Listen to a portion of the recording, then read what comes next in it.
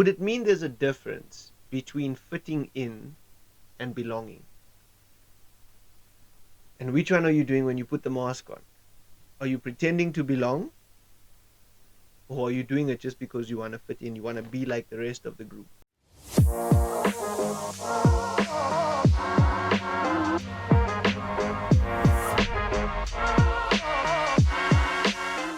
You can be surrounded by people and still feel like you're on an island.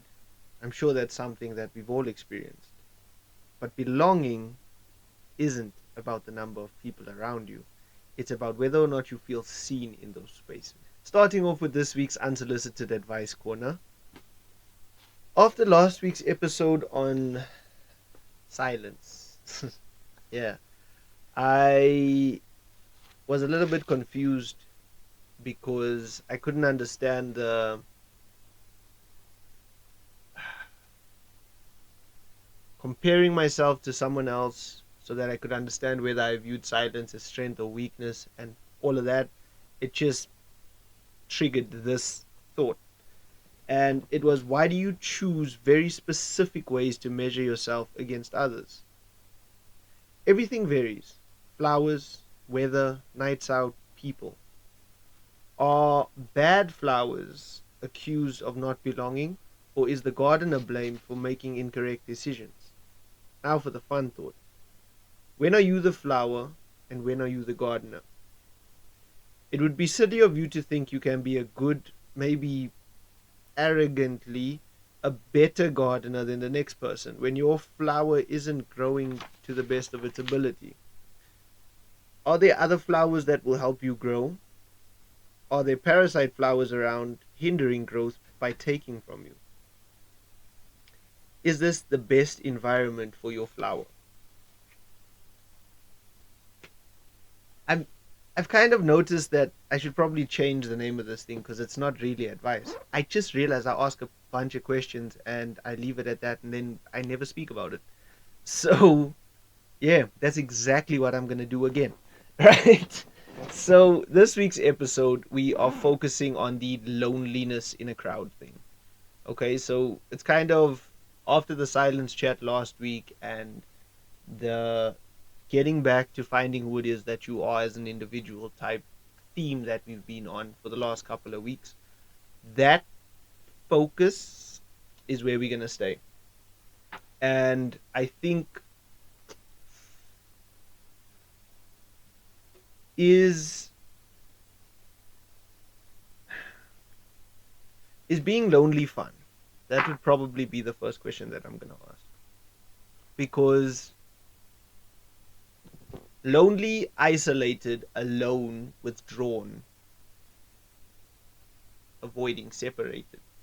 I think they're all different. That's why there's different words. But I mean, I think it is painful sometimes for a lot of people. I think it hurts. There's a lot of people that the aloneness, the loneliness, maybe that's more accurate. The loneliness that they feel is painful. It's sharp. It cuts deep. And I wonder if it is because of disconnection or forced connection. Because I think that can be a little bit difficult as well. If I need you to be nicer to me in order for me to open up, it means that me opening up comes with caveats, comes with asterisks. And it's a bit of a problem. It makes it challenging to do that interaction, considering we all want to feel free, we all want to feel heard, we all want to feel seen. So there tends to be, we call it the illusion of togetherness, where we confuse proximity with intention. We confuse maybe presence with work, maybe. Considering a lot of people say showing up is half of the fight, is just being there, purely and only, nothing else outside of that, is just being there enough for you. Even if you lose yourself, even if you're quiet, even if you withdrawn, is that enough for you to just be in the room? Is that something that you would want? Is that something that you would like? or would you want it to be different? That's pretty much the only real question. It's breaking the illusion. It's instead of there being an illusion of togetherness, it's actually being together in those present moments as they pop up. And I think that can be a little bit challenging. But think back to a time where you laughed with friends, but the person that was laughing was a character of yourself instead of you being you. I'm curious. I'm so curious how many people go through this thing and what it is that they're feeling and what it is that they're thinking when they become separated or almost dissociate from who it is that they are as a person. I wonder if you see the person that puts the mask on and you don't like them, but you hide behind it. You use them for protection, you use them for safety. I wonder. I'm curious. Because would it mean there's a difference between fitting in and belonging? And which one are you doing when you put the mask on? Are you pretending to belong? Or are you doing it just because you want to fit in? You want to be like the rest of the group? Maybe they need you to not be like that. Maybe they need you to be yourself so that the group can get a little bit of flavor, some spice. Challenge some of the norms. I think that's important too. I think having the difficult conversations and being there for people for things that you can never understand, maybe go through, that is the real secret of life. It shows you a lot about you. It teaches you about you. It's important. Feel what you're feeling. Feel your anger. Feel your hate. Feel your withdrawal from the world. I think they matter. I think they're important. And why would you feel you need to adjust your personality? Why is it that you've already decided that this group, these people that you are around, will not tolerate, accept, welcome, embrace you? I mean, you're pretty cool, right? Remember, you're the only person that's there every single day of your life. And if people are people and people are selfish, not a bad thing. How do you want to be selfish? What do you want to do for you? What do you need for you? Try that. Fail, sure. Get it wrong, sure. What if you don't? What if you start struggling to fail? What if you didn't adjust your personality to try and match the vibe, but you became the vibe? What then? Would you think you're powerful or would you ignore it? Would you recognize that that is, I don't know, a superpower, a great thing that you can do, that you can in fact affect the rooms that you walk into? And sometimes, yes, it sucks because people will say that you take it to the negative or you take it to the angry or and that might be a little bit disheartening. But it just means you need to learn how to create the emotions that you'd like to create, that you would like to create, not that other people expect you to create, not to the benefit of other people. Because if you do it for a selfish reason and it becomes a part of your identity, you'll begin doing it everywhere. And I think that would be pretty cool if you could figure out how to do the fun thing that you enjoy, the open thing, the real thing that you want to do. Okay, but it's almost like you need to build your belonging, but from the outside. You already know what spaces you're trying to be in. Or maybe if you don't know that, you know what spaces you don't want to be in. Because sometimes knowing what knowing what something isn't is just as important. So yeah, it's scary. Try a couple of new things. If you're trying to make a couple of new friends, maybe there's one friend in the friendship group that you want to get to know a little bit better. Go and try this new thing with that person, colleague at work, whatever. Alone, hell. Hopefully, it's one person friendly if it is something you can do alone.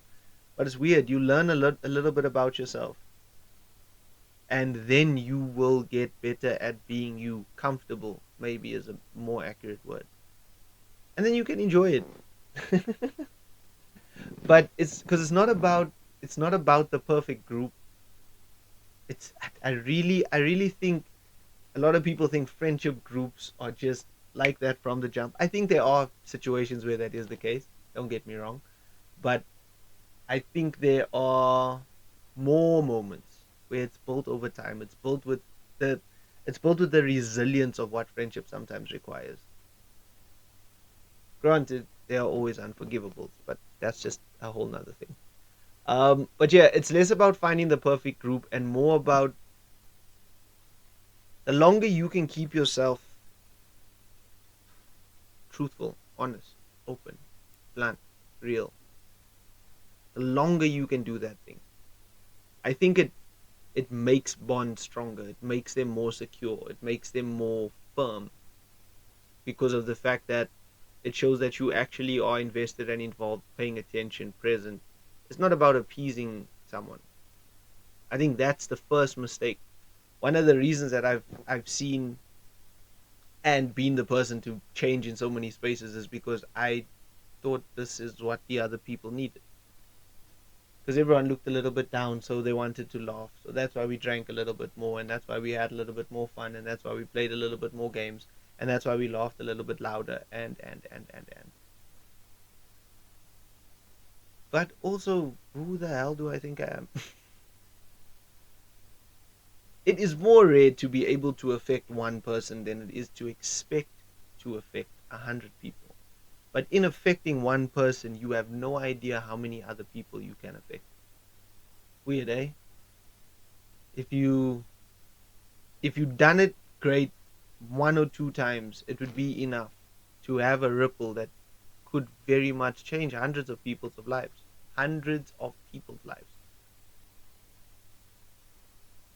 and that's something that I think not enough people pay attention to. So I think it is going to sound a little bit silly, but instead of surrounding yourself with people that you're trying to figure out what it is that they bring to the table, build your table, build it yourself. Start with what it is that you like, how it is that you like it, and then just take it from there. And odds are it's probably going to be lonely. I mean, that is lonely when you're in a crowd currently, so it's not like much is changing.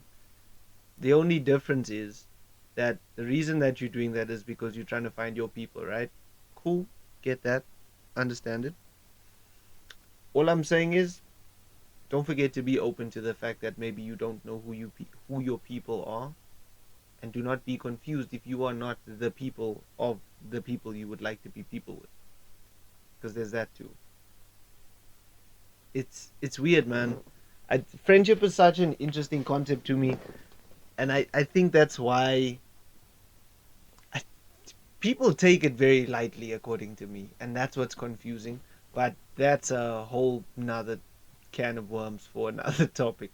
But create your community, like work on that, and it's slow. It's gonna be slow at first, but eventually it will come together. It's a thing. It's goal setting nowadays. But I think there needs to be a balance between solitude and connection. uh, I'm very much about be able to be strong by yourself, and but I also know that you cannot test certain things by yourself. You cannot you cannot confirm that you are healing. You cannot make certain that you are growing, because yeah, you don't have the spontaneous brain of a whole nother human being. But reflect on how being comfortable in your own company makes belonging with others feel. Does it make it more authentic? Does it make you more confident? Does it make you want it maybe? If you go 4 weeks without interacting with another human being, in week 5, do you crave it? Do you want to go to the club? Do you want to go to a pool hall? Do you want to go have a picnic? Hell, I don't know. No judgment. You do your thing. Right? So there's that. But if you can sit with yourself in silence and it doesn't feel empty, every connection after that is coming from what it is that you want, not from what you need. It's not from a lesser than place. I know that sounds weird, but if you are if you are the only person adapting to everybody else, it's because of the fact that you probably are struggling with value for yourself. Like you're not seeing value in yourself. You're not seeing importance in yourself. Small confession, that's what I done. That's what I do. If I assign value to someone and that value becomes more important to me, which sounds weird, but it's little sibling syndrome. It's the baby kid in the house. Everyone else is more important. So just pay attention to it. We still got song recommendations that we are going to do, but something that I'm gonna try and bring the last kind of 4 episodes together with this. So we spoke about the Still Waters, where it was about learning patience, sitting with yourself, being able to take the time to sit with yourself, which is a lot of what we're currently talking about right now. Then there was the after us, the how relationships shift after, and who it is that we become, why it is that we become those people, even if we don't understand who that person is, right? And then there was the laziness episode, the silent killer of potential, right? That was pretty fun. And then loneliness, how being alone doesn't mean you need to be lonely, right? And now we're here. So it's just a matter of, if this is resonating with you, then maybe go back to one of those, because it's another puzzle piece on this journey that we're on together, which I'm quite enjoying. It's different. It's definitely been a very, very unique experience on my end. But yeah, song Rex we have this week. Ooh, we have a double by MJ Duke. The first one is Windows, and the second track is Five Step Program. Secret Greatness, man. And then a track by Mac Miller called Funny Papers from Balloonerism. Da, da, da, da, da, da, da. And then it is If You Wouldn't Mind by Second Exit, Alphamist, and Lester Duval. And the final recommendation for this week is Erwan by Baz, The Hicks, and Saba. Right. That is the culmination of what I'm thinking about right now in terms of being lonely in a crowd, how it is that I would experience myself in a crowd, how is it that I would think that I would help someone that doesn't want to be lonely in a crowd, even though I didn't do anything. I mean, even here where we are, I think there's a lot of us that would be experiencing, especially on YouTube. A lot of people do it individually. It's a pretty lonely thing sometimes. So there's that. So thank you for your time. I appreciate you. But until the next time, and hopefully the beat is a little bit more upbeat next time. I think we have one more episode in this little series, and then there's gonna be a small little shift in direction. But until then, stay cool, stay kind, stay connected.